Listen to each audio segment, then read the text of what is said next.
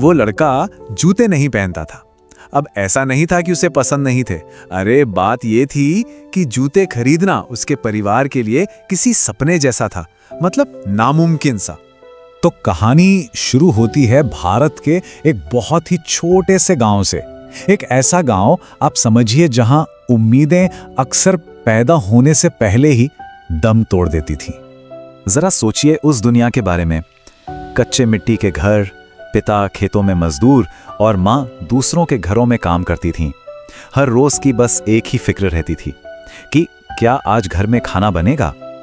और इन सब के बीच वो लड़का रोज नंगे पांव स्कूल जाता था, उन्हीं पत्थरों पर, कांटों पर, उस जलती हुई जमीन पर। लेकिन उसके पास एक चीज थी जो उसे सबसे अलग बनाती थी। वो दौड़ता बहुत तेज था, और ये सिर्फ कोई हुनर नहीं था। आप समझिए, ये उस मुश्किल दुनिया में उसकी पहचान थी, उसका अकेला सहारा। तो चलिए अब देखते हैं कि ये जो कच्ची प्रतिभा थी वो तानों और मुश्किलों के बीच आखिर निखर कर सामने आई कैसे। गांव वाले वो उस पे हंसते थे। भाई, जब दूसरे बच्चे जूते पहनकर खेलते थे तो वो अकेला नंगे पांव दौड़ता था, और लोग ताने मारते थे, कहते थे अरे ये नंगे पांव क्या चैंपियन बनेगा। और वो हमेशा चुप रहता था। पता है क्यों? क्योंकि उसके पास कोई जवाब था ही नहीं, बस एक सपना था। और अक्सर ऐसा ही तो होता है ना? जब लक्ष्य बहुत बड़ा हो तो उससे शब्दों से नहीं, अपने काम से साबित करना पड़ता है। देखिए, हर सपने के साथ ना एक संघर्ष तो जुड़ा ही होता है, और उसकी असली लड़ाई वो तो बस अब शुरू होने वाली थी। फिर एक दिन स्कूल की रेस हुई और उसने सबको हैरान करते हुए वो रेस जीत ली। उसके टीचर की नजर उस पर पड़ी, उन्होंने उसकी प्रतिभा को पहचाना और उसे शहर में ट्रेनिंग का एक मौका दिलवाया। ये एक बहुत बड़ा मौका था, लेकिन सामने एक बहुत बड़ी दीवार खड़ी थी, गरीबी। उसके पिता ने साफ मना कर दिया। उन्होंने बड़े भारी मन से एक बात कही, बेटा, सपने पेट नहीं भरते। और ये सिर्फ एक पिता की मजबूरी नहीं थी, ये उस लड़ाई की आवाज थी जो जुनून और जिम्मेदारी के बीच हमेशा से चली आ रही है। उस रात वो लड़का पहली बार चुपचाप रोया। उसे अपना सपना टूटता हुआ दिख रहा था। लेकिन अगली सुबह वो टूटा नहीं, बल्कि उसने खुद से एक वादा किया, अगर जूते नहीं है ना तो मैं अपने पैरों को ही फौलाद बना लूंगा। ये सिर्फ कोई जिद नहीं थी, ये एक स्ट्रैटेजी थी। अपनी सबसे बड़ी कमजोरी को अपनी सबसे बड़ी ताकत बनाने का फैसला। मतलब जहां दूसरे धावक जूतों पर निर्भर थे, वहीं उसने अपने शरीर को ही अपना सबसे बड़ा हथियार बनाने की ठान ली। तो चलिए अब उस पल पर आते हैं जहां उसके हौसले का असली इम्तिहान होना था, उन धावकों के खिलाफ जिनके पास हर सुविधा मौजूद थी।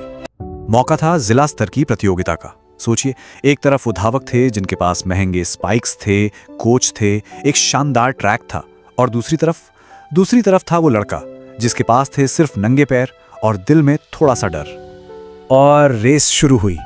पहले 200 मीटर तक वो सबसे पीछे था, पैरों में कंकड़ चुभ रहे थे, दर्द लगातार बढ़ रहा था। और तभी एक कमाल की चीज हुई। जैसे जैसे दर्द अपनी हद पे पहुंचा ना, उसका डर गायब हो गया।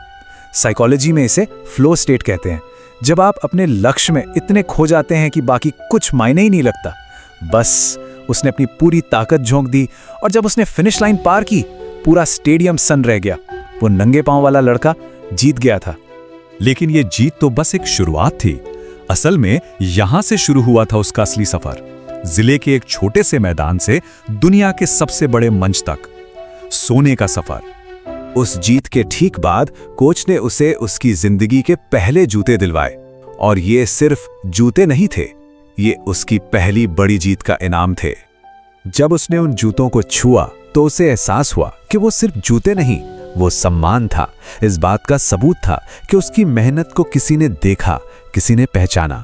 और यही पहचान, यही मान्यता किसी भी इंसान के आत्मविश्वास को एक नई उड़ान दे देती है। और बस इसके बाद उसने कभी पीछे मुड़कर नहीं देखा। पहले राज्य स्तर, फिर राष्ट्रीय चैंपियनशिप, और फिर अंतर्राष्ट्रीय मंच। उसने कई मेडल जीते, लेकिन पता है, हर एक मेडल के पीछे, हर एक जीत के पीछे वो नंगे पैरों का दर्द एक फ्यूल की तरह काम करता था। ये एक ऐसा मेंटल एज था जो शायद आरामदायक माहौल में पले बढ़े एथलीटों के पास कभी नहीं हो सकता। और अब आते हैं उस पल पर जो उसकी पूरी यात्रा का, उसकी पूरी कहानी का सबसे भावुक और असली मतलब था।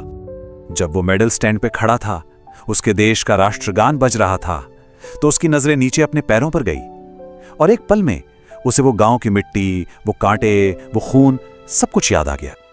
उसकी आंखों में आंसू थे, क्योंकि उस दिन उसने सिर्फ एक रेस नहीं जीती थी, उसने दुनिया को एक बहुत गहरा सबक सिखाया था कि जूते सपनों को नहीं दौड़ाते, हौसला दौड़ाता है। और ये हौसला, ये कोई ऐसी चीज नहीं है जो बस होती है, नहीं, इसे हर दिन, हर मुश्किल में थोड़ा थोड़ा करके बनाना पड़ता है। और हां, उसने ये भी साबित कर दिया कि जो मिट्टी में पला हो वही सबसे मजबूती से खड़ा होता है, क्योंकि जमीन से ये जो जुड़ाव होता है ना, ये आपको वो जड़ें देता है जो किसी भी तूफान में आपको गिरने नहीं देती।